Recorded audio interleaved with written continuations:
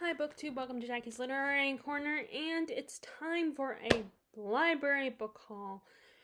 I will be leaving soon to go pick up another book at the library, and also my dad wants to go up to the clubhouse to get something taken care of. So I'm gonna try to film this. If not, me saying this won't matter, and I'll be refilming this anyway. But I'm gonna try to squeeze in this video before we leave. So this, like I said, this is library book haul, and there's two books that I actually bought, but they were only $2. We went to one of the dollar stores around here. Like my mom has been trying to find these particular glasses with this cute design for a baby shower she's throwing, and so we had to go to a lot of dollar stores in the last couple of days to find the ones that she wants. Which I found kind of funny.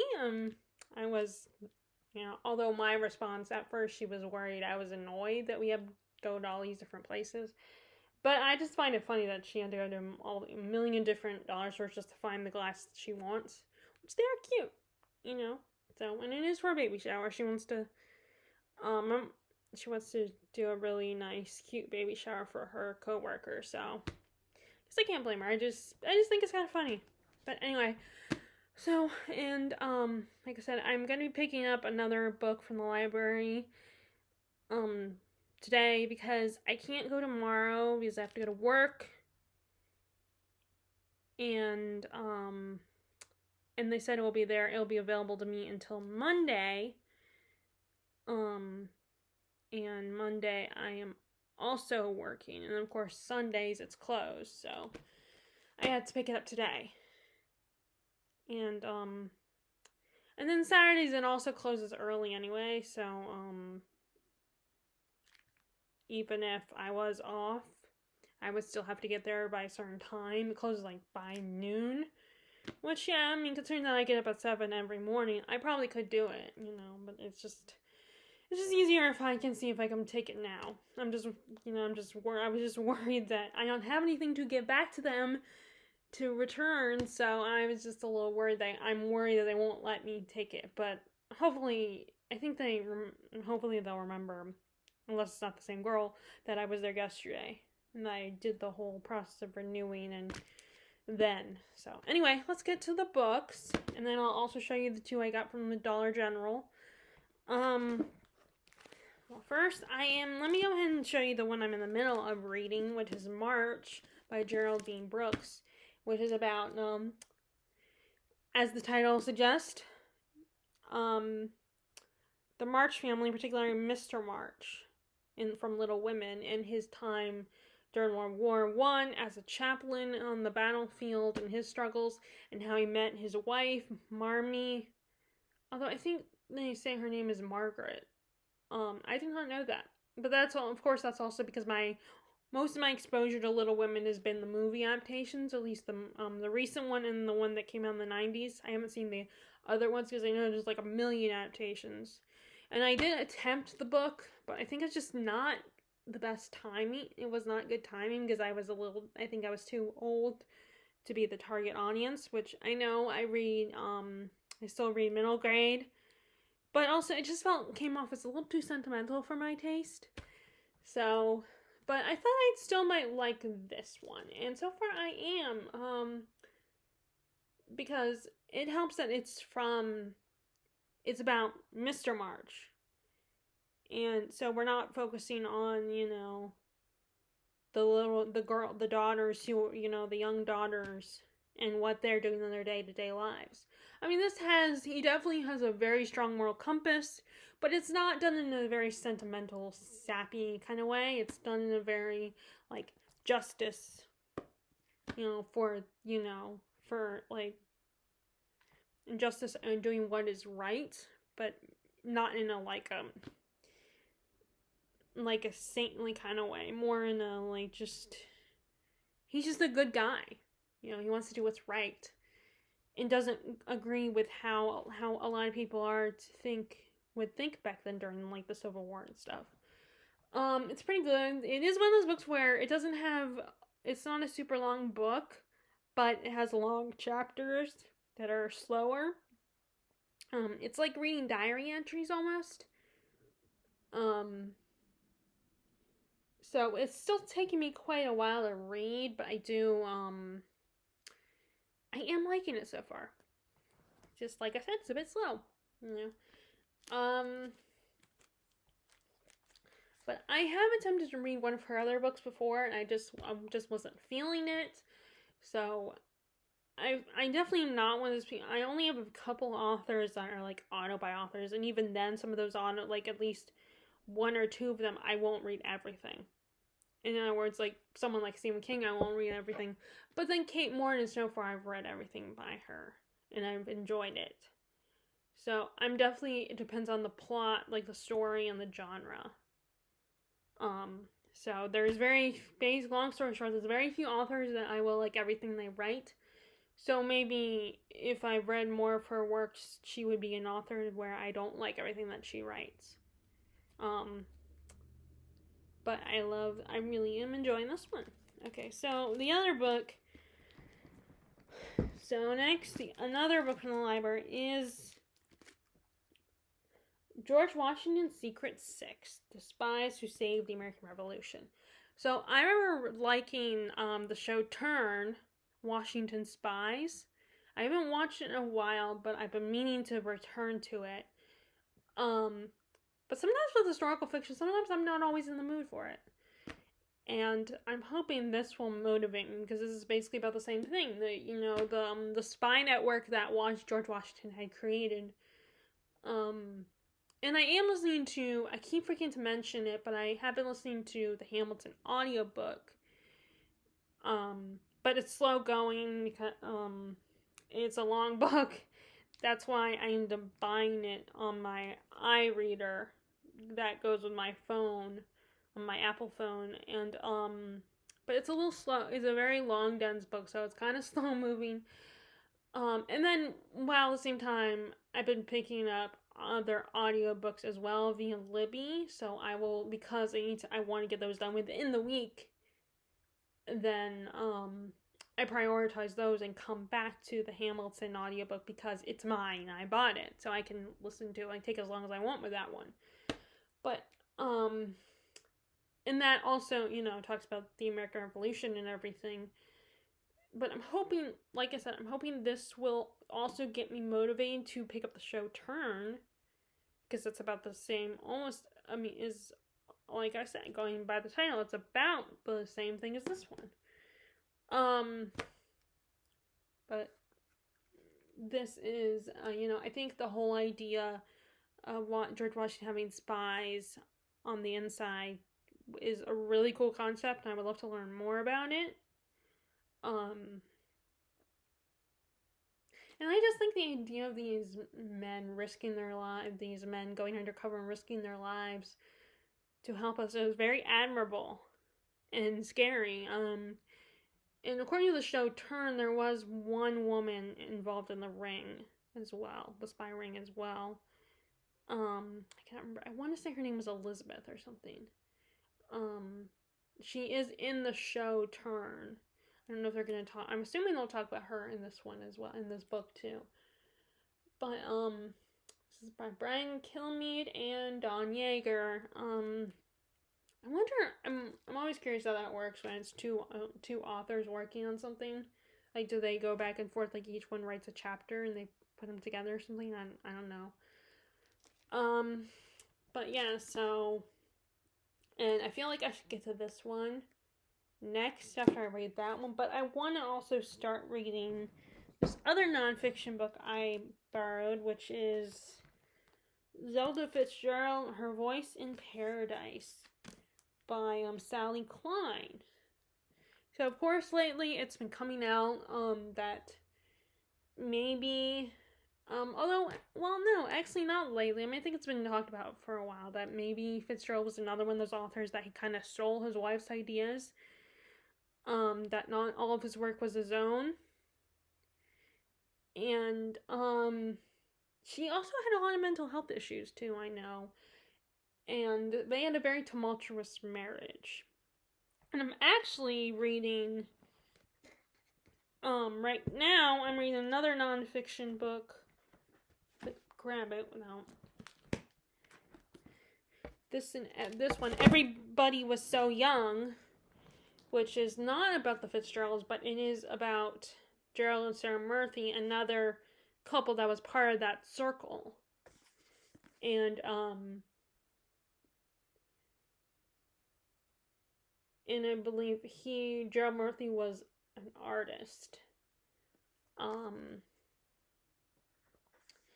But so I thought, so they getting these two, but kind of inspired each other a little bit.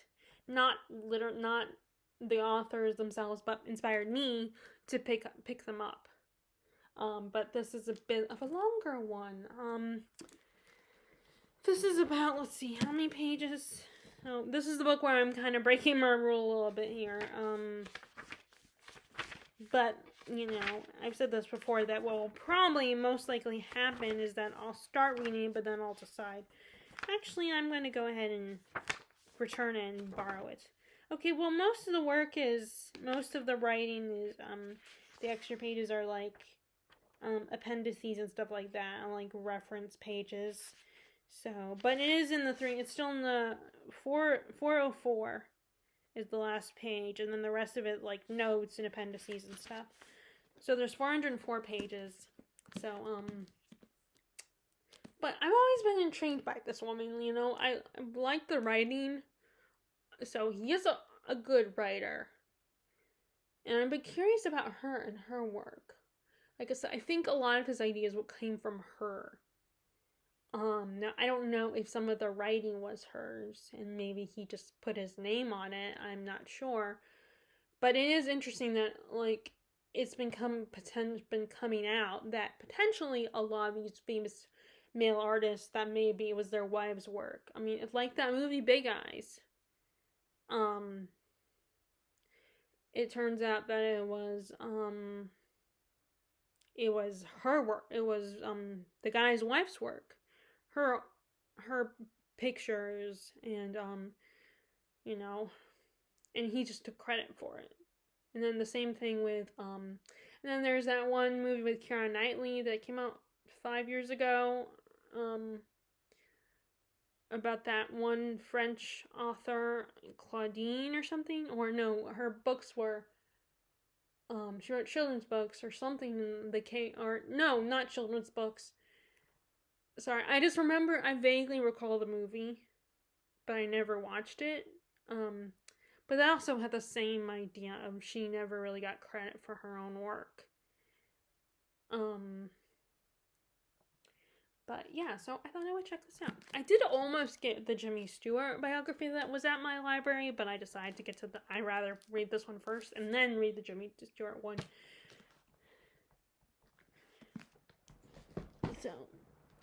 So the two newest ones are, and I just watched Noelle Gallagher talking about this book. A video where she did a vlog, and this was one of the books she read. My Heart is a Chainsaw, Stephen Graham Jones, and I think I've heard of his books before. I don't remember which ones he's written. I'm trying to think what his books were, but I am familiar with his work. I haven't read any of them, but I've heard of. When I say familiar, I mean as in I've heard of them, but I have not read any of his works yet. This is basically a young woman who is obsessed with, I think, slashers or horror film, like slasher films, and she becomes obsessed with a massacre that happened 50 years ago. And according to Noelle, from what she said in her vlog, the young woman Jade is a little questionable, because she wants a slasher film something that happens in slasher films to happen in her new town or something like that. But I thought this would be a good time to read something like this. And like I said, I watched Noelle's video not that long ago, so it was in the back of my mind. Like, I remembered, oh, Noelle talked about that. Let me just get that one.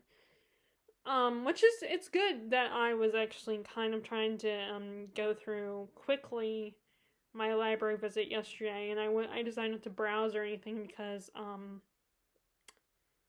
my mom and I had some errands to run. That was when we were doing the Dollar General trip, and so I was trying to get that out of the way first because I didn't know if I would go today or not, which ironically I am going today. But I probably won't stick around. I'll probably just take the book if they let me take it, and then just go with my dad because I think he wants to go up to the golf course and hit a few balls. So that might happen. I can always bring a book with my book with me. But anyway, so it gave me a chance to be like, make a decision quickly. So I chose this one. And then this one, The Orchard by Christina Gorcheva-Newberry. This is a book that I heard Olive from Book of Olive talk about. Now, she did say that she would recommend reading, I think it's Chekhov inspired. Let me see. Does it say on here?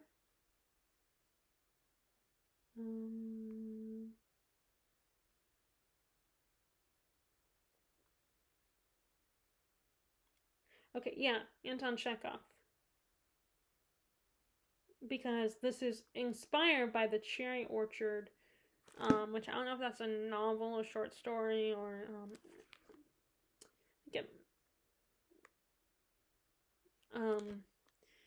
but she did recommend at least reading his work, or at least reading that particular one. But decided to go ahead and check it out. And I can always read it afterwards, if I want to. As another one of the Russian authors I want to get into. Now, if it's a short story, it's debatable if I like it because I have a very mixed relationship with short stories. But, let me see. I'll just go ahead and read the description. Coming of age in the USSR in the 1980s, best friends Anya and Milka try to envision a free and joyful future for themselves. They spend their summers at Anya's dacha, just outside of Moscow, lazing in the apple orchard, listening to Queen songs, and fantasizing about trips abroad and lives of American teenagers. Meanwhile, Anya's parents talk about World War II, the blockade, and the hardships they have endured. By the time Anya and Milka are 15, the Soviet Empire is on the verge of collapse. They pair up with classmates Trivanov and Lopatin? That's probably not how you say it. And the four friends share secrets and desires, argue about history and politics, and discuss forbidden books. But the world is changing, and the fleeting time they have together is cut short by sudden tragedy. Years later, Anya returns to Russia from America, where she has chosen a different kind of life, far from her family and childhood friends. When she meets Lopatin again, he is a smug businessman who wants to buy her parents' dacha and cut down the apple orchard. Haunted by the ghost of her youth, Anya comes to the stark realization that memory does not fade or disappear. Rather, it moves us across time, connecting our past to our future, joys to sorrows. Inspired by Anton Chekhov's The Cherry Orchard, Christina Gorcheva-Newberry's The Orchard powerfully captures the lives of four Soviet teenagers who are about to lose their country and one another, who struggle to survive, to save their friendships and recover all that has been left behind. So I could probably get away with still enjoying this book, even if I have not read Chekhov's The Cherry Orchard. But it definitely was, I think, inspiration for this. So maybe I'll read it afterwards. So like I said, I'm going to focus on this one first. And then I don't know if I will read The Secret Six or the Zelda Fitzgerald biography first. I think I'll probably start the Zelda Fitzgerald biography and just kind of go back and forth. And, I mean, granted, again, what might happen is I'll start reading it all the time. Let me just go ahead and buy this. But I want to at least try to read some of it. But, okay, let me go and show you the books I got at Dollar General. Which, I want to pick up one of these now, because I said it before that I picked up books from the dollar stores and have, they've been sitting on my shelf for a few months, and then I'm like, actually, never mind, I changed my mind about them. So I want to pick up one of these now so I don't make that same mistake. Of course, I've also said that before. But,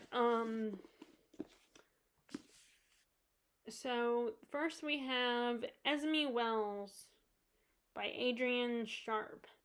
And I can't read it because the stupid price tag of $2 is covering it. But it's the author of The Magnificence. This is about a girl who grows up in who grows up in Hollywood Park. She grows up, I think she grows up in California, going to the racetrack with her father, who's a gambler. And she has a mom who's a chorus girl. Set in the 1930s. And then she comes with her father to Las Vegas. And this, before it became the Las Vegas we know today, she accompanies her father, helps his friend Bugsy Siegel build his his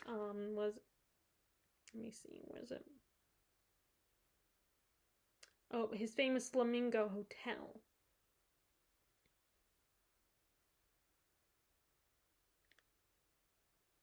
Oh, and according to this, she catches the eye of the strip's most powerful men. But I thought I would go ahead and squeeze this in for the Before Summer's Over. So I always like stories that are about old Hollywood, or like memoirs and stuff like that are about Hollywood.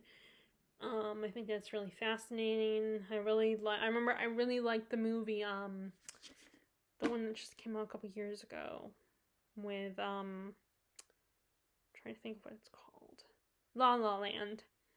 I really liked that one.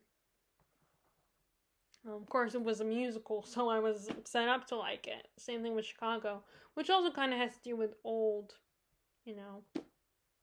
or not Hollywood actually, but the stage and stuff, which is basically, the Hollywood, the celebrity culture before Hollywood, before movies, before film. So I think I'm gonna read this one. And but it just sounded really interesting, and like I said, it was only $2, so I was like, Mom was like, oh, go ahead, buy it. I mean, it's only $2. So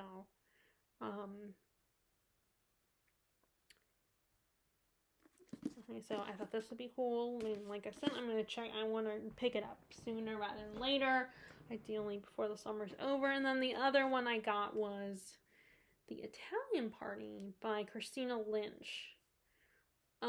This is set in the 1950s, about this American couple go to Siena, and they absolutely fall in love with Tuscany. And apparently they're keeping a lot of secrets from each other. And basically it's a drama about their marriage, and that they're keeping all these secrets, like I said, and I'm guessing their marriage is gonna fall apart. So, kind of remind me of Fitzgerald a little bit. But yeah, these sounded really intriguing. Like I said, the problem with getting stuff from the dollar store, there's also in the back of my mind, I'm thinking, why was it at the dollar store? Was it not good? Because a lot of times those books that are at the dollar store are like those cheap, kind of like, I feel like they can potentially kind of be like books that you find at the airport, where they might be fun to read, but they're not always the best quality reads. Which I think quality is debatable, to be fair. But although it's dollar store stuff, so it's not exactly So I think the airport books that you get at airport bookstores are a bit of an improvement, because a lot of times they're also like mini versions of the chain bookstores anyway, the ones at the airport. Which, these assumptions, I hope no one gets mad at me because I'm not trying to offend anybody with these. It's just in my head that's when I'm thinking along the lines.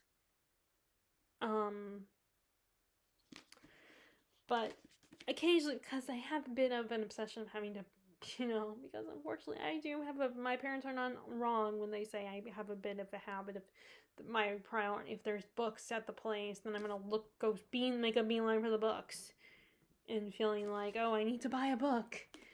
And always I need to justify it. So I feel like I need to just pick up these books up sooner rather than later and read them, and this time actually read them instead of just saying, "No, I'll get to them as soon as possible," and then have them sit there for like a month and then change my mind and be like, "Actually, I'm not interested in these anymore."